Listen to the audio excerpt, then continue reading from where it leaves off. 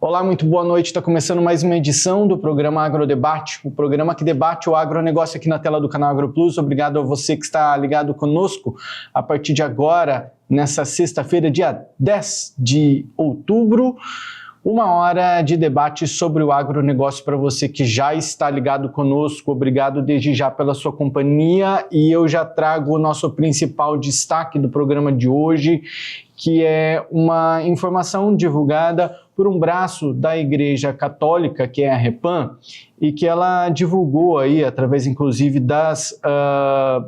dos canais oficiais do Vaticano, inclusive, uma nota se posicionando e cobra o STF, inclusive, sobre algumas questões em relação a Ferrogrão, aquela rodovia, né, que promete trazer desenvolvimento em alguns pontos de vista, e em outros, como é o caso, eu acho que o ponto não é esse. É por isso que a gente vai trazer no programa de hoje, inclusive, uma entrevista com um representante da Repam, que é a Rede Eclesial Panamazônica, né, um braço da Igreja Católica, e que deve trazer alguns pontos sobre essas reivindicações da Repam frente ao STF, enfim.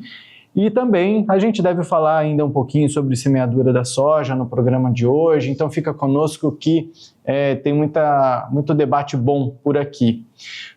Já vou fazer o convite para os meus queridos analistas, ele que é especialista em negócios, o seu Bianco está conosco, seja bem-vindo mais uma vez, seu Bianco, obrigado pela sua companhia. Boa noite, doutora Daiane, boa noite, Jossan, boa noite a todos que nos assistem.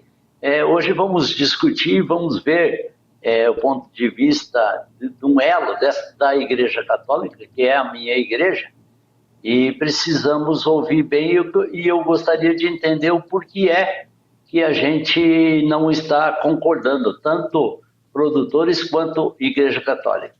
Muito bem. Daiane Kirnev, bem-vinda, boa noite.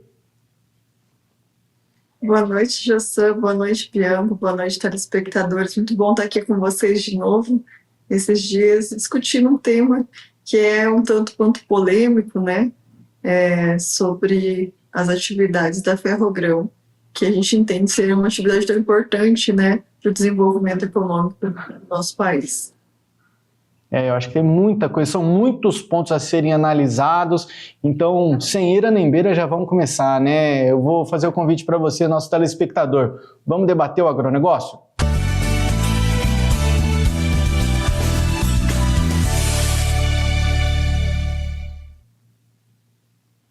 Bom, amigos, no site do Vaticano, a informação é a seguinte: em nome da Repam, que é a Rede Eclesial Panamazônica, Brasil reforça posicionamento sobre a Ferrogrão e a Amazônia.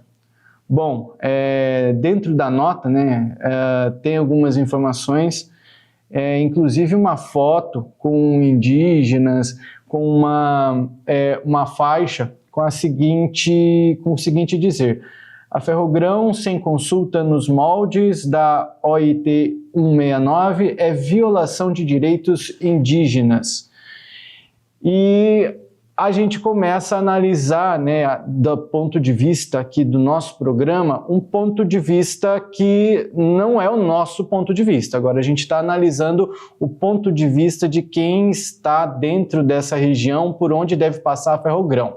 O ponto de vista que a gente conhece, que a gente sabe, e que é o divulgado pelo governo federal, enfim, é que a ferrovia ela deve revolucionar o agronegócio brasileiro, diminuir a emissão de CO2, enfim, é uma promessa de ser algo verde, né? Enfim, retirando 1 milhão de toneladas de CO2 da atmosfera da Amazônia, reduzindo em 50% a emissão de gases do efeito estufa. Então, geração de empregos, desenvolvimento, oportunidades. E aí a gente começa a ver um outro lado, que é o lado da Repam, que já foi até o STF, reivindicando uma atenção a respeito da Ferrogrão. E aí a gente passa a discutir até que ponto que a Igreja Católica, né, ela deve intervir, ou pode, ou enfim, vai intervir em questões políticas. E o convite para participar do programa de hoje, ele já aconteceu já tem alguns dias, e eu vim me perguntando ao longo desses dias, né, o porquê que, até que ponto que a igreja deveria intervir em questões como essa. E aí eu fiz uma pesquisa ou outra e cheguei a algumas conclusões, né, que a Igreja Católica, inclusive, uma das funções dela, a função social, o penúltimo Papa tinha muito esse viés, né, um pensamento de preservação da Amazônia, e assim como o maior cargo dentro da Igreja Católica, né, o Papa Francisco, na sua gestão, então acaba direcionando, né, posicionamentos, e aí a igreja ela vai seguindo. E por um lado é uma questão política, mas por outro lado também é uma questão social. Então são dois pontos que eles acabam se ligando e que não tem como separar um do outro. Então a gente vai trazer um debate na noite de hoje, e eu faço o convite para você que está nos assistindo para ficar conosco, porque a gente promete trazer aí o máximo de informação desse debate. Para participar, eu faço o convite para ele juntar a nós aqui o Dr. Melilo Diniz, que ele é assessor jurídico e também de incidência política da Repam Brasil, para fazer parte desse debate representando a Repam, né, que é a Rede Eclesial Panamazônica. Dr. Melilo, primeiramente, muito obrigado por ter aceitado o nosso convite, seja muito bem-vindo. Muito obrigado, Jossan, boa noite ao Bianchi, boa noite à Daiane. Eu quero dizer que é uma alegria poder dialogar com vocês e com os telespectadores desse agrodebate. Vai ser muito bom a gente conversar um pouquinho sobre esse projeto que, como você começou a dizer, é polêmico. Polêmico, né? E daí, uma das coisas que, como eu disse agora, né, na minha introdução, doutor, é que são pontos que acabam, né, a gente fica assim, eu até fiz alguma pesquisa sobre questões polêmicas onde a Igreja Católica se envolveu, e na minha pesquisa as questões elas sempre estão direcionadas, ligadas a questões sociais. Nesse caso, eu fiz aqui agora há pouco, né, uma comparação, né? No caso da construção da Ferrogrãos, tem o ponto de vista do produtor rural, que ele vê desenvolvimento. Agora, do ponto de vista da Repam, representando os povos amazônicos, já vê um outro lado dessa história. Até onde a Igreja Católica deve intervir em questões como essas, ou onde está o ponto-chave dessa questão toda, doutor? Me permita começar, Jossan, dizendo que não são apenas pontos de vista, são também que são sempre um olhar, uma vista a partir de um ponto.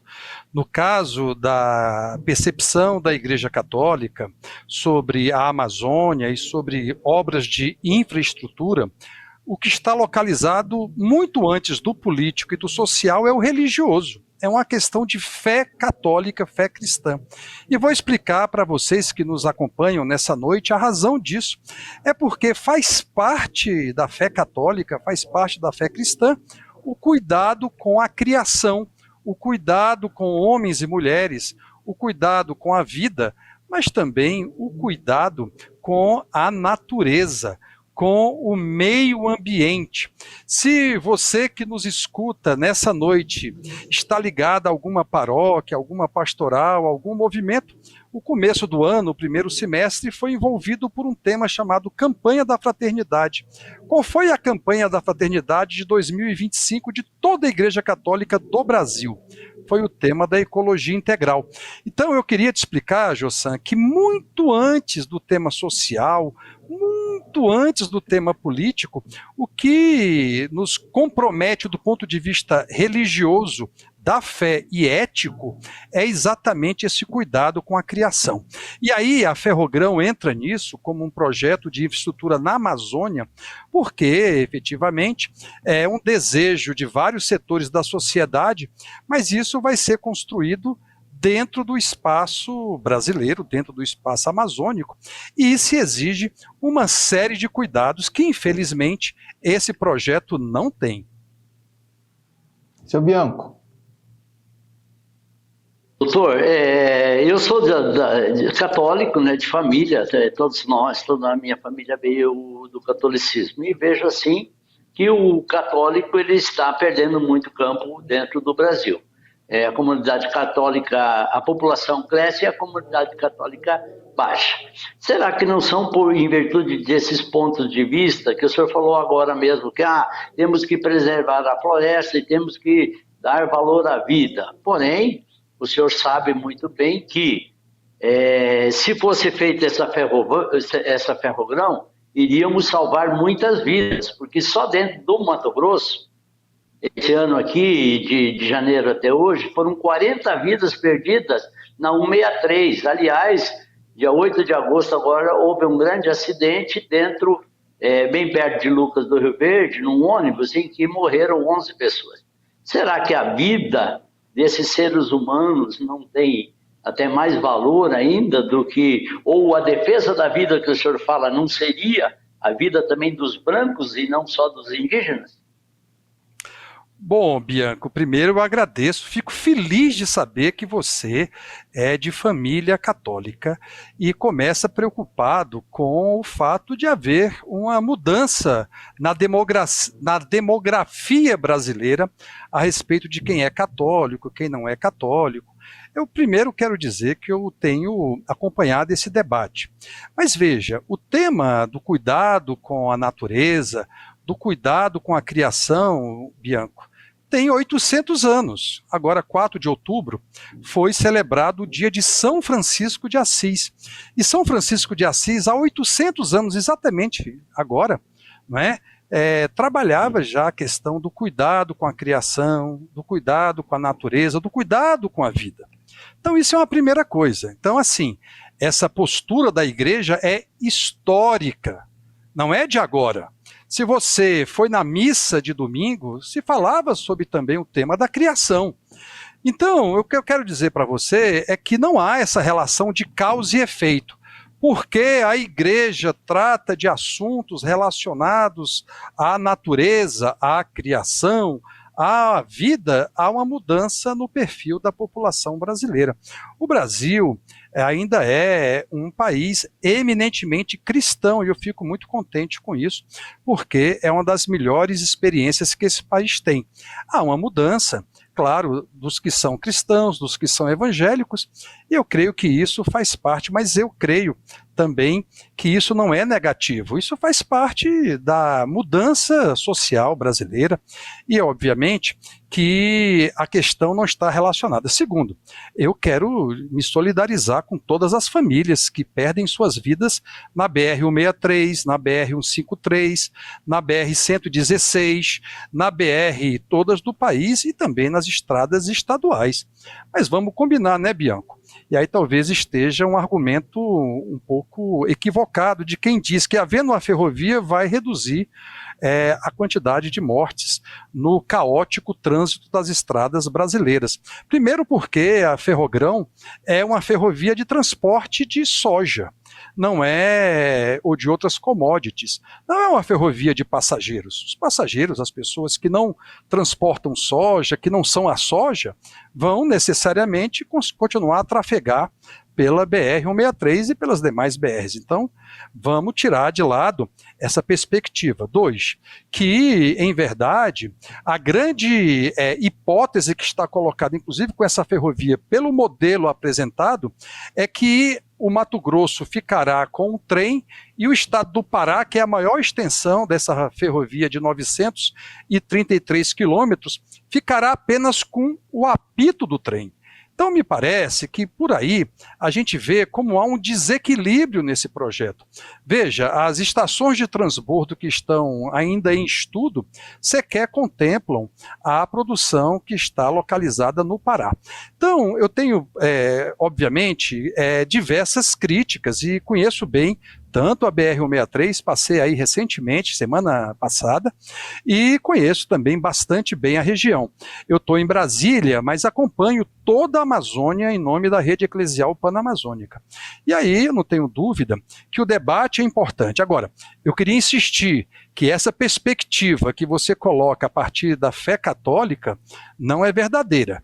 Por que não é verdadeira? Porque o nosso compromisso enquanto Igreja Católica é muito grande e já tem pelo menos, não é, uns 2000 anos, nesses últimos 800, destacados por personagens e santos como São Francisco de Assis, que eu acho que merece toda a nossa reverência e é também para nós da Repam uma das referências, a tal ponto que foi o penúltimo Papa, como descreveu o Jossan, Papa Francisco, que retomou esse tema, tanto com mensagens, ensinamentos que têm muito a ver com as dimensões ecológicas, como também com um sínodo, uma reunião de toda a igreja do mundo somente sobre a Amazônia. Virou uma exortação chamada Querida Amazônia. E o Papa Leão XIV, o novo Papa, o Papa atual, já no começo de sua experiência frente à Igreja Católica do mundo, fez a mesma referência e reverência à tradição do cuidado com a criação, com a casa comum que todos nós estamos. E aí, veja, não há nenhum problema de fazer uma ferrovia. Ferrovia, perdão, não é uma antítese a uma rodovia. Não tem esse debate. O que nós discutimos e dialogamos é que isso é feito sem consultar todo o povo que está ao largo do projeto. E aí tem branco, tem indígena, tem ribeirinho, tem quilombola, tem produtor, tem um monte de gente. Então, também não me parece que a melhor abordagem seja, Bianca, essa disputa entre brancos e indígenas. Eu sou advogado de algumas organizações indígenas, inclusive no processo que está no Supremo Tribunal Federal, além da Repam. E eu quero dizer para vocês que não vi até hoje um debate que excluísse o diálogo com todo mundo que está envolvido nisso. E é por isso, inclusive, que eu estou tendo a alegria de conversar com vocês essa noite e com os ouvintes do Agrodebate. Daiane. Seu Melino, quando o seu Bianco trouxe essa questão de redução de acidentes, eu acredito que ele quis dizer com relação à quantidade de caminhões que vão reduzir da rodovia, né?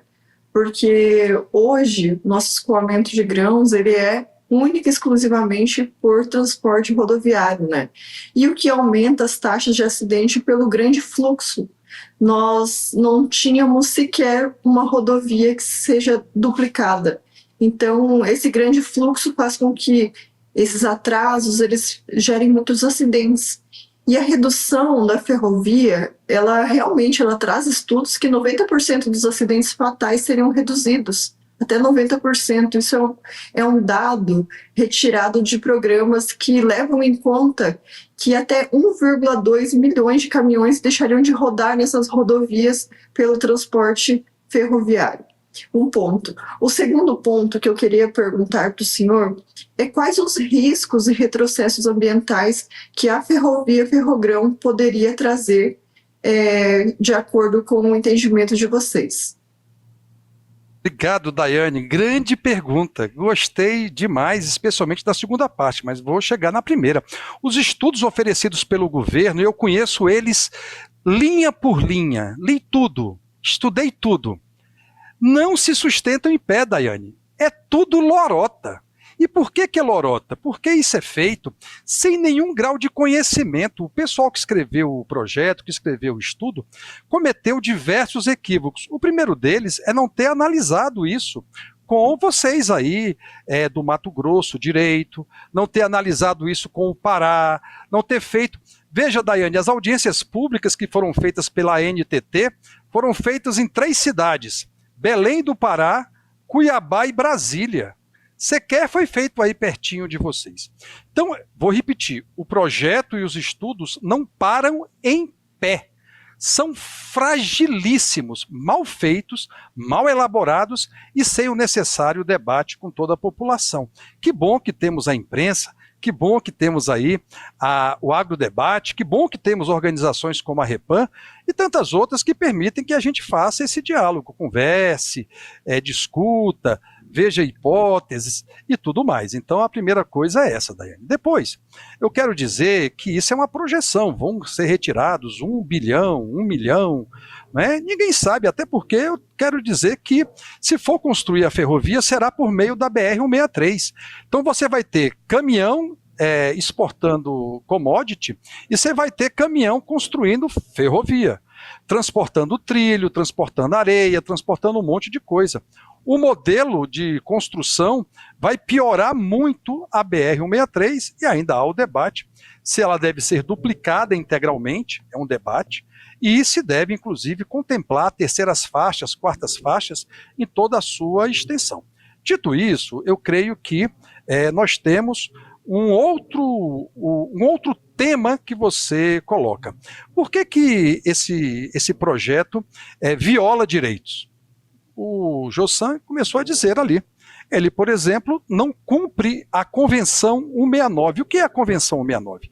A Convenção 169 é uma regra internacional que o Brasil aderiu já há alguns anos e que diz basicamente o seguinte, prestem muita atenção. Qualquer projeto que envolva povos indígenas, por exemplo, mas povos tradicionais, tem que ser feita uma consulta livre, prévia e informada. Isso não foi feito. E vou dar um detalhe.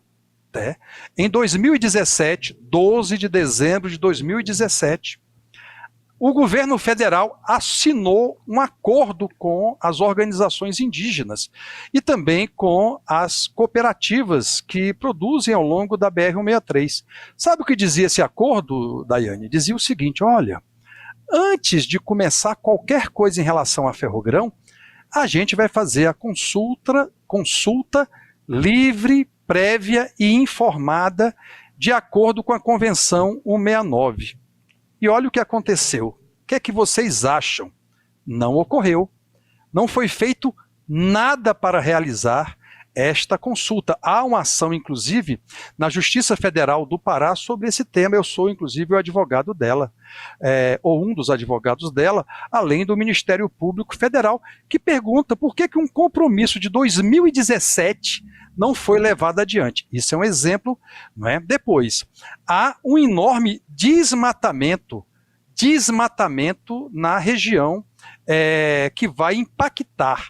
E aí há um compromisso assumido com o Brasil de desmatamento zero até 2030. Vocês que conhecem o Mato Grosso, que conhecem essa região do país, vocês acham que se vai construir uma ferrovia dessa sem desmatamento? Claro que não. E aí há um outro elemento, é que isso não vai estar construído até 2030. Mas há uma terceira questão, que é a pressão, que nós chamamos, ou os técnicos chamam, de impactos sinérgicos e cumulativos. Há possibilidade do aumento da pressão, especialmente em territórios indígenas e unidades de conservação, do crescimento de, por exemplo, maior quantidade de fazendas produzindo soja, pode afetar de maneira drástica o clima, a região, o meio ambiente e a vida desses povos que estão localizados. Eu podia, Daiane, continuar falando sobre os aspectos. Nós devemos ter cerca de 200 páginas só de documentos e estudos sobre os estudos mal feitos pelo governo federal. E eu queria dizer um negócio importante para quem nos escuta. Muitas vezes o governo oferece um conjunto de ideias que não se sustentam. No julgamento da Ferrogrão, que começou quarta-feira no Supremo Tribunal Federal, o ministro Flávio Dino lembrava de um episódio que aconteceu na Amazônia, uma usina hidrelétrica chamada Belo Monte. Nos estudos propostos, era linda de morrer. Hoje, não gera energia suficiente e, para piorar, destruiu grande parte do rio Xingu, especialmente na volta grande do Xingu, e hoje não consegue passar nenhuma canoa porque tudo virou pedra. Obviamente nessa época do ano, do verão amazônico, que, se Deus quiser, volta a chover logo em breve com muita quantidade, inclusive nas cabeceiras do rio Xingu. Eu vou voltar para a Daiane, que ela pediu a fala ali enquanto o doutor falava, né, Daiane? Vai lá. Sim, doutor, você falou sobre um compromisso que foi feito com o Brasil até 2030 sem desmatamento. Quem que fez esse compromisso? Se nós temos um código florestal que nos dá a possibilidade de abertura, até por uma questão que a gente tem que dar função social à nossa propriedade, nós temos o direito, ainda que eu saiba, o código florestal ele ainda existe e está vigente. Então, esse compromisso até 2030, eu não tenho conhecimento de que ele tem uma validade maior do que a nossa lei. Daiane, chama-se PPCDAN, que é a política pública que foi definida pelo governo dentro de 2 marcos. Primeiro, vai acontecer, inclusive, um desses marcos, provavelmente, não é, em Belém do Pará, está tudo programado, começando no dia 5, melhor dizendo, de novembro, chamado COP. O Brasil é parte desse acordo internacional que estabelece metas, que estabelece metas para a definição do desmatamento, e isso está dentro desses acordos internacionais. Mas no Brasil, internamente, é exatamente essa política pública, chamado 5º PPCDAN. É o 5º acordo de governo federal com governos estaduais que estabelece a marca do desmatamento zero até 2030. Então isso não tem essa abordagem dicotômica que você oferece, isso é contra a lei ou o Código Florestal. Veja, isso diz outra coisa, que é política pública do país chamado Brasil até 2030, eu duvido que isso aconteça, acho que o Brasil não tem feito todos os esforços para reduzir o desmatamento, mas o PPCDAN, que é essa política pública, especialmente para a Amazônia Legal, onde estão vocês aí, e onde está toda a Repam, Brasil, que não haverá mais desmatamento a partir de 2030. Eu acho difícil, mas não tem nada a ver com o que está no Código Florestal. Na sua propriedade privada, respeitados os limites do Código Florestal, você pode fazer tudo, mas a gente sabe que o grande desmatamento não está na sua propriedade privada, Daiane. Está efetivamente em terras públicas, em terras indígenas, que são destruídas pelos grileiros, por aquela parte do agro que não é pop, que é um agro ogro, e que nós sabemos que existe, e que acaba por oferecer para o universo da Amazônia um ataque de grilagem de terra, ou de madeireiros ilegais, ou de garimpeiros ilegais. Então, o PPCDAN também trata disso, da redução de garimpos ilegais e também da redução do uso indevido e ilegal da madeira da Amazônia, que infelizmente acomete o nosso país. Doutor, a gente está entrando também numa parte do debate que eu gostaria de levar, falando bastante sobre a Amazônia, quais são as obrigações do Brasil, enfim, e de que maneira que o mundo pode contribuir com as questões climáticas. E aí eu me pergunto, eu por muitas vezes simpatizei da teoria de que a preservação ela tinha que ser 100% e, enfim, era intocável. Só que a partir do momento que a gente começa a ver que outros países, eles nos atacam, eles falam, e o Brasil, convenhamos, é um dos países que mais preserva a sua natureza, todas as suas áreas de conservação aí, sendo mantidas, inclusive, muitas vezes por produtores rurais. Mas e os outros países?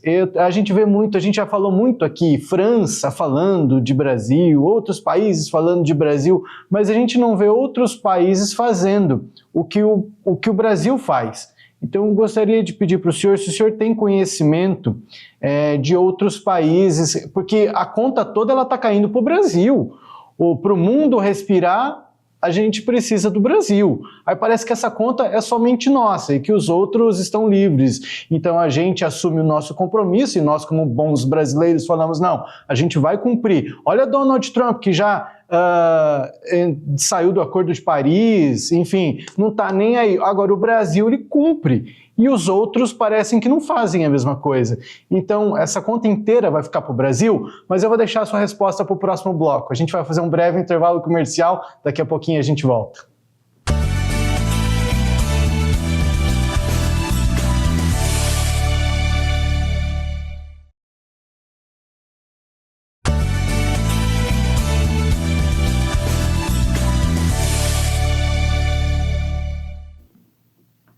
O agrodebate dessa sexta-feira, dia 10 de outubro, está de volta e o assunto do dia está sendo, né, a manifestação da Igreja Católica ou de um braço da Igreja Católica, a REPAM, que é a Rede Eclesial Panamazônica, sobre alguns pontos a respeito da Ferrogrão, né? Você que nos acompanha, continue conosco, ainda tem muita conversa para rolar por aqui. Vamos compor de novo a nossa bancada digital por aqui. Seu Bianco, nosso analista de negócios, a Daiane Kirnev, nossa analista de agronegócios, e o nosso convidado de hoje, o Dr. Milelo Diniz, assessor jurídico e de incidência política da REPAM Brasil.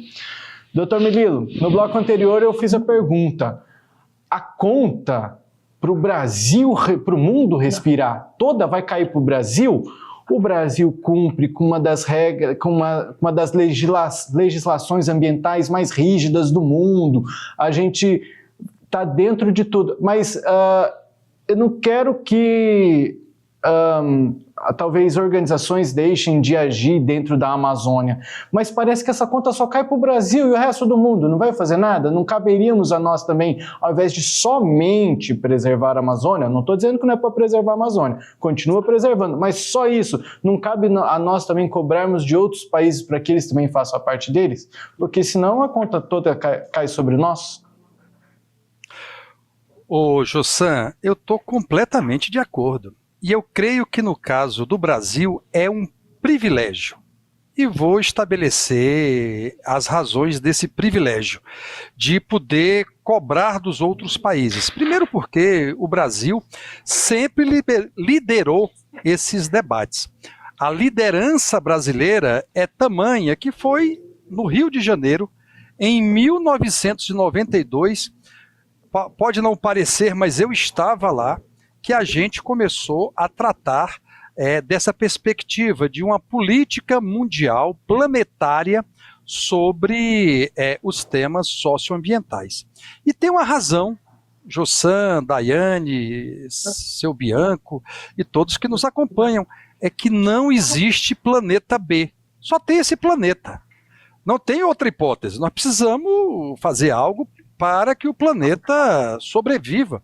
E mais do que isso, não atinja o 1,5 ou os 2 graus que afetam a crise climática e que vai levar para uma situação muito difícil.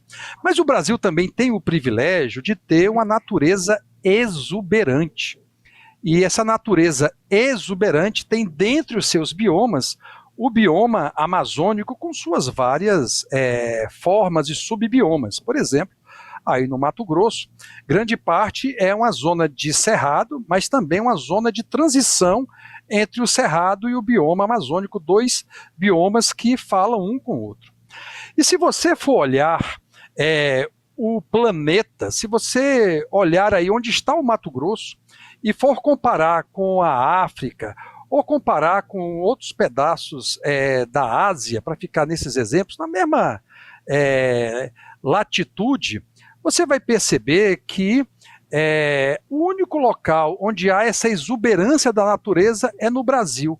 E isso se deve a um negócio chamado Amazônia. Essa realidade, o bioma amazônico, é um bioma que muda o clima do planeta e muda o clima do Brasil. Os rios voadores da Amazônia são responsáveis por parte do sucesso da agricultura brasileira no Sudeste, no próprio Sul. Houve uma crise, aumenta a incidência desses rios voadores, como aconteceu, por exemplo, no Rio Grande do Sul. E quem diz isso não sou eu, são os estudos analisados por cientistas do mais alto gabarito. Então, o que eu preciso dizer, Jossan? Nós temos esse privilégio, agora você tem razão, nós temos que cobrar duramente dos demais países. Países que no passado destruíram. Se você sobrevoar a Península Ibérica, eu, graças à igreja, tive a oportunidade de conhecer todos os continentes do mundo, a Ásia, a Oceania, a Europa, a América Latina, a América do Norte. Tenho essa oportunidade, tive essa oportunidade na vida, eu percebi que há regiões onde a destruição é quase que total. E aí tem uma solução que o Brasil tem feito parte. qual é a solução que o Brasil tem feito parte? É a solução, não sei se vocês me escutam, parece que deu uma travada aí, não é? Qual é a solução que o Brasil tem feito parte? Uma proposta de financiamento climático para atingir a casa de 1,3 trilhões de dólares para poder que países que destruíram a sua natureza ajudem a preservar os países que ainda têm uma natureza exuberante, como o Brasil, ou importante como vários países do mundo. Então, a ideia é que, de uma certa forma, esses países sejam obrigados. Lá no Acordo de Paris, foi conseguido chegar a 100 milhões, e foi isso em 2015, se chegou a 100 milhões de dólares por ano. Agora, em Baku, no Azerbaijão, em 2024, se chegou a 300 milhões de dólares. A ideia é que se chegue a 1 trilhão e 300 bilhões de dólares para se alcançar. Tudo isso é casa 100 bilhões, depois 300 bilhões, agora 1 trilhão e 300 bilhões. Então, Jossan, eu creio que o Brasil tem esse dever moral, essa obrigação de ajudar a construir para todo o planeta um financiamento. Você fez referência à saída dos Estados Unidos do Acordo de Paris, agora sob o governo de Donald Trump. É a segunda vez. Quando ele foi presidente dos Estados Unidos, ele também saiu do Acordo de Paris e, por certo, claro que tem consequências, porque os Estados Unidos, junto com a China, são os dois maiores poluidores do mundo. E é claro que o padrão de consumo dos Estados Unidos ou a quantidade de população da China exigem também uma conversão ecológica, uma mudança nos padrões de economia, de desenvolvimento. E aí o Brasil também tem que exigir desses países uma mudança, uma alteração. Então eu estou de acordo com você que essa conta não pode ficar só com o Brasil, Jossan. Essa conta tem que ser distribuída de maneira a forçar com quem mais prejudicou, quem mais trouxe problemas para o planeta como meio ambiente, possa contribuir para reverter esse quadro. Porque, vou insistir, não há um planeta B. Não tendo planeta B, nós vamos ter que cooperar todo mundo para mudar. E isso é uma mudança de cultura, isso é uma mudança também de ética. Dizia o Papa Francisco, senhor Bianco, a seguinte coisa: a crise socioambiental é uma crise ética. Por quê? Porque é uma crise da compreensão de que nós temos a respeito, como cristãos ou não, do cuidado com todos nós. E aí é uma dimensão ética que falava o Papa Francisco sobre a dificuldade que nós temos de convencer as pessoas a, por exemplo, nos diversos biomas a não destruir, ou na cidade não jogar lixo na rua, em não poluir mais, em ser cuidadoso com a água. Veja, só para voltar à Amazônia, grande parte das águas da Amazônia, que é uma riqueza planetária, grande parte dessas águas está contaminada por mercúrio, fruto do garimpo ilegal, envenenando rios, envenenando peixes e envenenando as pessoas. Já tem povos indígenas que têm alto nível de mercúrio no corpo, por conta exatamente desse tipo de exploração indevida das águas. Então, nós temos que fazer um grande esforço. E eu tenho certeza que quem nos escuta, eu tenho certeza de quem vocês dialogam, seja em casa, seja no programa Agrodebate, vai poder também aprofundar esse diálogo e dizer o que a gente pode fazer para melhorar. O bispo de Diamantino, Dom Vital, me disse certa feita no passado que ia aumentar o plantio de árvores a partir da Faculdade Católica do Mato Grosso, que tem sede em Cuiabá. Veja que movimento fantástico. Mais pertinho aí do Mato Grosso, em Tocantins, a Arquidiocese de Palmas criou um programa de guardiões ecológicos para a cidade e para o campo. Nós temos que estar junto nisso. Nós não estamos em polos opostos. E a Ferrogrão bem feita será ótima. Agora, mal feita como está sendo feita, vai ser um desastre. Por quê? Porque nós aprendemos com o tempo que grandes obras, grandes projetos de infraestrutura mal feitos, mal planejados, redundam em tragédias não só humanas, como em tragédias ecológicas. Vou passar a palavra para o seu Bianco, mas eu só quero lembrar a todos que o nosso tempo com o Dr. Murilo já está curto, a gente tem mais 10 minutinhos com ele aí, então vamos tentar ser o mais breve possíveis. Seu Bianco. Doutor Murilo, eu queria acrescentar na primeira fala minha sobre o acidente, principalmente sobre o acidente. O acidente ocorreu que matou 11 pessoas, que eu citei do ônibus, ocorreu com um caminhão carregado de produtos agrícolas. Se nós tivéssemos a Ferrogrão, provavelmente estariam 11 vidas salvas e é difícil da gente tentar convencer essas pessoas. O senhor também falou que o clima, a mata é que regula o clima mundial. Não é. Esses dados são de alguns cientistas e a maioria deles se prova por isso que a quantidade de mares, que são os mares que regulam o clima. A mata regula o microclima, aquilo que é perto daquilo da onde a gente vive. Outro ponto que eu não posso concordar com o senhor falou que a Ferrogrão ela vai ter muito mais trabalho em cima disso agora e gerar muito mais movimento. Talvez o senhor esteja certo que, no primeiro momento, isso seja verdadeiro. Porém, uma ferrovia ela vai ficar aí 10, 20, 30, 40 ou 50 anos que, teoricamente, também irão diminuir o movimento. Em si, o que a gente quer é acrescentar essa palavra que o senhor disse de fazer uma ferrovia bem feita para que todos nós sejamos beneficiados, né? O que a gente pensa e pensa muito bem é que possa ser beneficiado e salvar vidas. Esse que é o pensamento nosso.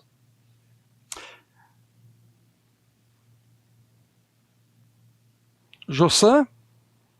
Eu não tenho discordância sobre proteger as vidas. E aí, olhando pelo horizonte católico, senhor Bianco, a vida é o centro da fé e da nossa experiência. Nosso Senhor Jesus Cristo veio para que todos tenham vida e vida em abundância. Então, nós estamos na mesma página. Veja, o senhor pode discordar dos estudos, dos cientistas, e realmente o oceano é muito importante na regulação do clima mundial, mas a Amazônia tem uma relevância maior do que outros biomas. Por exemplo, o bioma do Pampa é um bioma reduzido, não tem a mesma relevância que tem, apesar de ser importante. Meus irmãos gaúchos lá estão, mas não tem a mesma importância que a Amazônia para o clima planetário. O Pantanal é importantíssimo, mas não tem esse aspecto de mudança, não do microclima, mas do clima planetário como um todo. E aí, o que eu quero insistir é que, do ponto de vista da discussão científica, eu deixo com os cientistas. Eu sei o que está acontecendo. Brasília está, no dia 10 de outubro, não choveu ainda o mínimo que chovia em setembro. Está mudando, nós temos extremos climáticos. E claro que temos que cuidar de tudo, dos oceanos, da Amazônia, do bioma Pantanal, do bioma Pampa. Agora, o que eu quero dizer é que não pode ser, e sendo muito claro, dialogando com quem trabalha com esse modelo agrícola, não pode ser só soja, não pode ser só milho. Nós temos que pensar que o clima envolve uma produção muito mais ampla. E se nós não tivermos o resto dos produtos agrícolas, nós vamos ter muita dificuldade, agrícolas, pecuários, as outras criações da criação que Deus nos permitiu. Só para não demorar-me muito, essa tarefa foi dada a cada um de nós, seu Bianco. E veja, o agronegócio, ele antes de tudo serve para vidas, e não apenas para o lucro. O lucro é importante, todo mundo tem que ganhar dinheiro, mas nós temos que fazer isso de uma maneira tal que o meio ambiente seja preservado, seja garantido. Volto a dizer, eu estimo e lamento, estimo a preocupação do senhor e lamento as 11 vidas perdidas. Quem não fica emocionado com isso? E outras vidas. Mas tem gente morrendo também por conta do agrotóxico. Tem gente morrendo, incidência de câncer enorme do estado do Mato Grosso. Nós temos gente, não sei se é só em decorrência do agrotóxico, mas que provavelmente tem uma relação de causa e efeito, tem. Nós temos situações que exigem um cuidado maior com a vida. A mensagem da igreja, e já caminhando aqui para a minha participação, por razões de outras necessidades que eu tenho de inclusive dialogar com a imprensa, o fato é que nós estamos diante de um desafio complexo que exige de todos nós uma visão profunda. E dizer sou contra ou a favor da Ferrogrão é algo que exige essa reflexão. A Repam fez essa reflexão. Quero contar para vocês que para chegar nessa posição não foi ouvido o bispo, foi ouvido toda a Amazônia Legal, foi ouvido territórios, foi ouvido comunidade, foi ouvido gente que está na beira do rio, foi ouvido o grupo de mulheres, foi ouvido o grupo de jovens, e foram elencados vários projetos que nós temos muita dificuldade. A BR-319 é uma delas, a exploração de petróleo na foz do Amazonas é outra, e a terceira é a Ferrogrão. E aí a gente tem uma preocupação de que isso pode até ser algum cenário futuro, mas tem que ser feito de maneira correta, respeitando direitos e também o compromisso com o meio ambiente e com essa expressão da Igreja Católica que virou uma tradição com a casa comum, com a criação que Deus nos ofereceu e que temos a responsabilidade ética de tomar conta. Nós temos apenas mais 3 minutinhos de participação aí com o Dr. Melilo, porque ele tem uma outra agenda. Eu gostaria de respeitar a ordem e passar a palavra para a Daiane, mas eu gostaria também para fechar, porque nós vamos ter tempo também de mais debate. Para a gente finalizar isso aqui, Dr. Melilo, eu gostaria de perguntar para o senhor então, para mim já ficou claro, mas então, com consulta com os povos indígenas, há sim a possibilidade da construção de uma ferrogrão. Isso é um dos elementos, meu caro. Depois tem também a necessidade de ser um projeto ambientalmente equilibrado. Os estudos econômicos, seu Bianco, que foram feitos pela Ferrogrão também não param em pé. Ali há uma previsão de ser feita uma concessão de 69 anos e algo em torno de 10 anos de construção. Também do ponto de vista da engenharia não funciona, porque a gente sabe que construir na Amazônia é um ritmo diferente de outros cantos do planeta. E mais do que isso, a previsão do que vai ser gasto é uma previsão que se pensava em fazer algo só com a iniciativa privada, já está comprovado pela análise de custo e benefício que o contribuinte, que o Estado brasileiro vai ter que botar dinheiro nisso para poder viabilizar minimamente essa obra. Então, me parece que há outros elementos e a gente precisa discutir todos eles. A questão da consulta é definidora, mas há outros diversos fundamentos que não estão ainda estruturados para dizer que isso é um bom projeto. Pode ser até uma solução para a logística, mas qual é a questão? Esse corredor logístico chamado BR-163 e esse corredor logístico futuro chamado Ferrogrão está sobre o corredor de sociobiodiversidade, onde há seres humanos, natureza, fauna, flora e almas que estão sobrepostas, estão sob esse corredor logístico. E a logística, graças a Deus, não é tudo.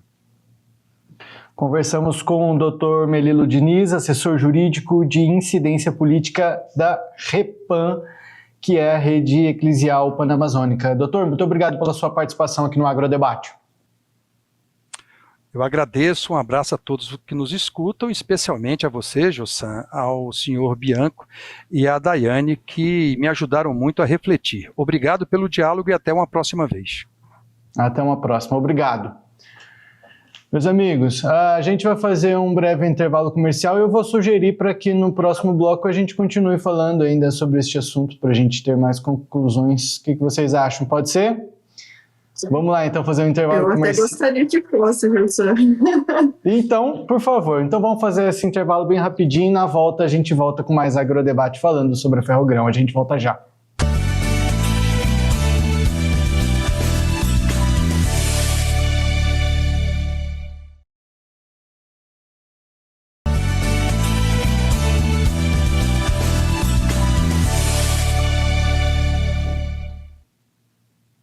Sexta-feira, dia 10 de outubro, o Agrodebate está de volta com esse último bloco do programa e continuamos falando. O programa de hoje foi dominado pela Ferrogrão, um debate que começou por conta de um manifesto, da opinião de um braço da Igreja Católica, que é a Repam, que é a Rede Eclesial Panamazônica, que manifestou, né, preocupação em relação à construção da Ferrogrão.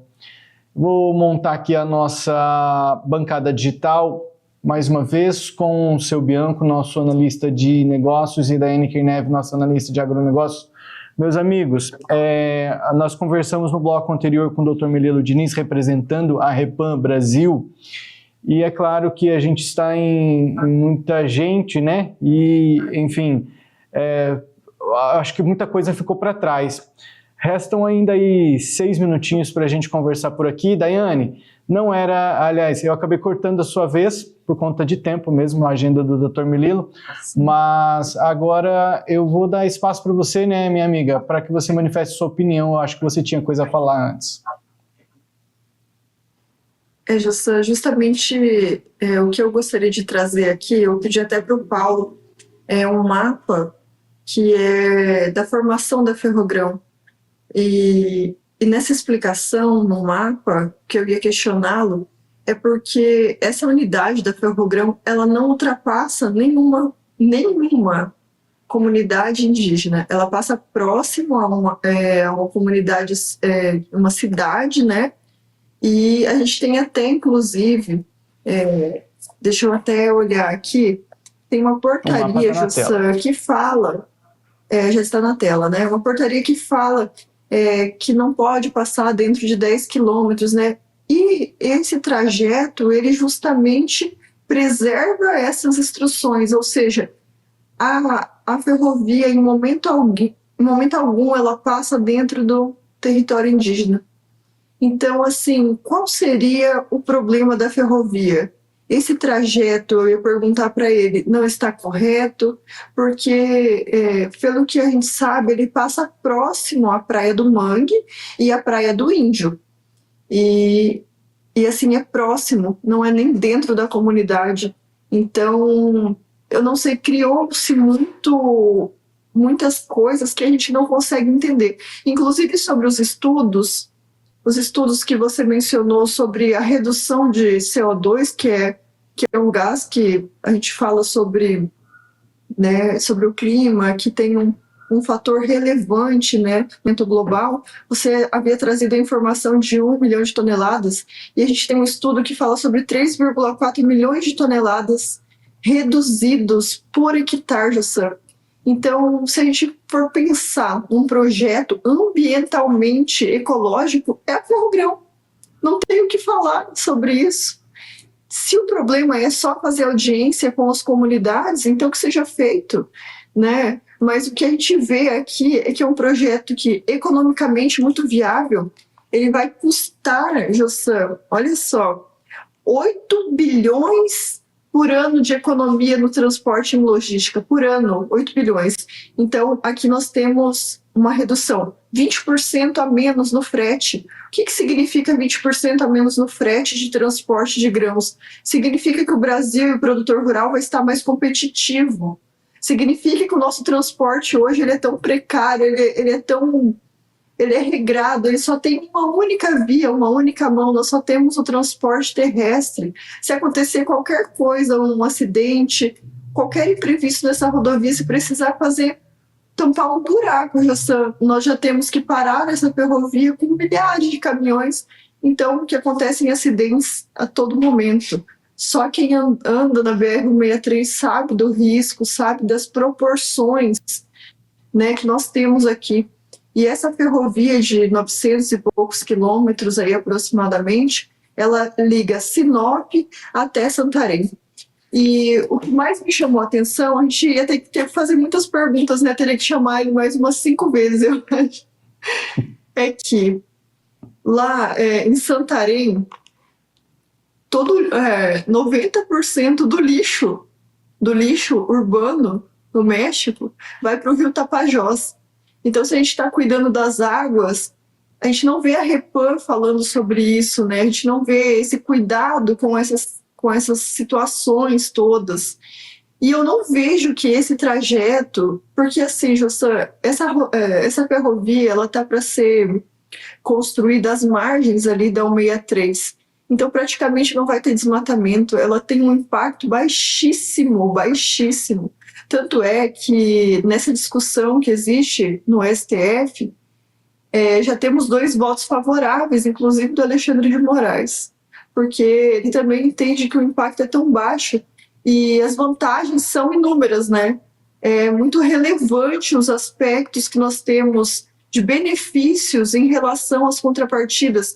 Eles trouxeram algumas informações falando que esses estudos não foram bem feitos, mas também não trouxeram outros estudos dizendo que aqueles que foram colocados são falsos, né? Então, assim, não dá para entender e também ter um respaldo, né, nesse tipo de situação. Porque a gente vê que aqui no Brasil tudo é muito difícil.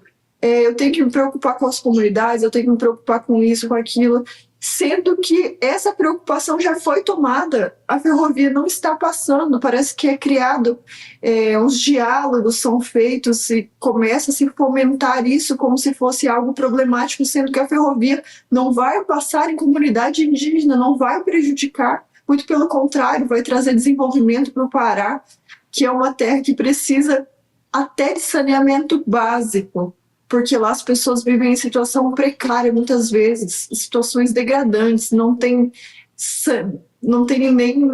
gente não tem nem aquela situação mínima, né, de saneamento básico muitas vezes nessas cidades. A gente vê Santarém mesmo jogando 90% do lixo nos rios. Então, onde está o cuidado com o rio, o cuidado com as águas, né? E eles usam muito essa questão de comunidade indígena, porque os povos indígenas, eles são protegidos, mas eles não vão deixar de ser protegidos porque está sendo criada uma ferrovia.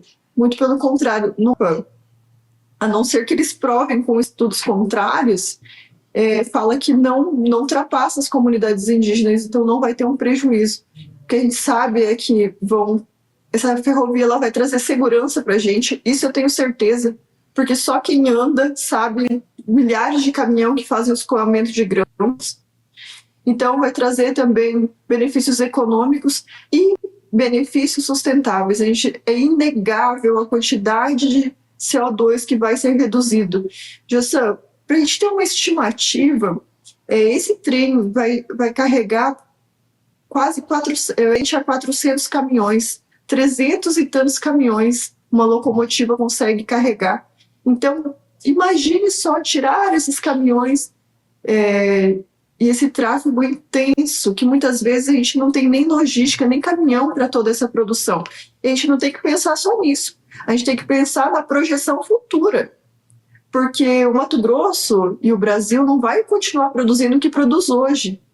Então, a gente vai ter um crescimento de produção, a gente vai ter um crescimento, uma demanda que vai ser aumentada, a gente precisa de outras vias, senão a gente vai chegar num colapso.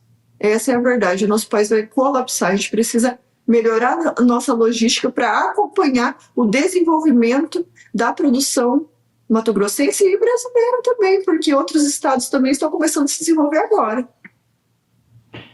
Bom, amigos, o debate está interessante, eu acho que a gente continua com ele na semana que vem. Eu vou tornar convidado o Dr. Mililo para participar conosco, eu acho, para a gente pontuar mais. Vamos pensar melhor nesse final de semana, quais são os pontos que a gente gostaria de ter respondidos.